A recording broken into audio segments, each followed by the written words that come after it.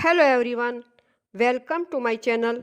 साथियों, आज मैं आपको सुनाने जा रही हूँ एक ऐसे महापुरुष की कहानी जिनके उत्कृष्ट कार्यों के कारण उनके युग को नवजागरण युग कहा जाता है। वे थे महर्षि दयानंद। सत्य घटना पर आधारित उनके जीवन की एक छोटी सी कहानी है। धार्मिक अंधविश्वास, सामाजिक कुरीतियों और परतंत्रता की भावना से जनजीवन को मुक्ति दिलाने के लिए मूल शंकर ने गृह त्याग करके संन्यास आश्रम ग्रहण कर लिया और स्वामी दयानंद के नाम से जाने गए।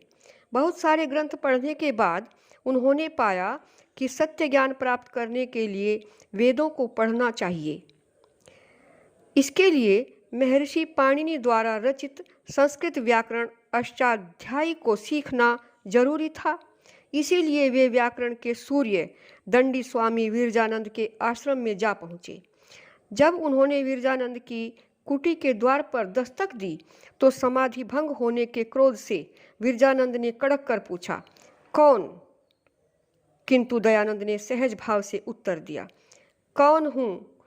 यही तो जानने आया हूँ। स्वामी जी ने ऐसा अद्भुत उत्तर जीवन में कभी न सुना था। अतः वे सचेत हुए और उन्होंने उठकर कुटिया का द्वार खोला। दयानंद ने उनके चरण स्पर्श किए और कहा, स्वामिन, वेदों को जानने की जिज्ञासा से मैं व्याकरण पढ़ना चाहता हूँ। कृपया आप मुझे अपना शिष्य बनाने की कृपा करें। स्वामी विरजानंद ने कुछ शर्तों के साथ उन्हें अनुमति दे दी।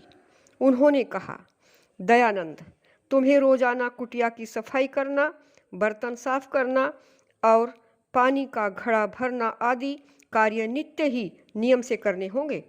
दयानंद ने कहा, जो आज्ञा स्वामी जी। आप जो भी कहेंगे मैं सब कुछ करने को तैयार हूँ। एक दिन दयानंद अपना पाठ याद करने में इतने तल्लीन हो गए कि वे शाम के बर्तन साफ करना भूल गए।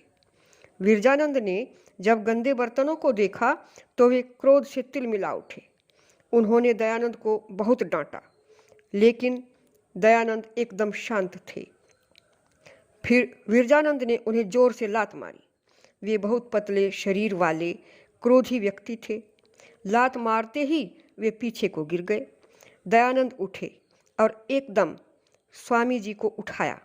वे बड़े प्रेम और श्रद्धा से स्वामी जी के हाथ पैरों को सहलाने लगे। उन्होंने स्वामी जी को एक डंडा ला कर दिया और कहा, स्वामी जी, आप मुझे इस डंडे से मारो। इस वज्र जैसी काया पर लात घूंसों से कोई असर नहीं होगा।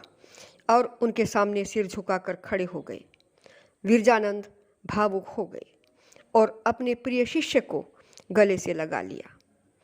साथियों, सत्य यही है कि जब शिष्य अपने गुरु के प्रति श्रद्धान्वित होता है तो गुरु जो कुछ भी सिखाता है उसे शिष्य सीखता चला जाता है और उसका जीवन आदर्श बनता चला जाता है।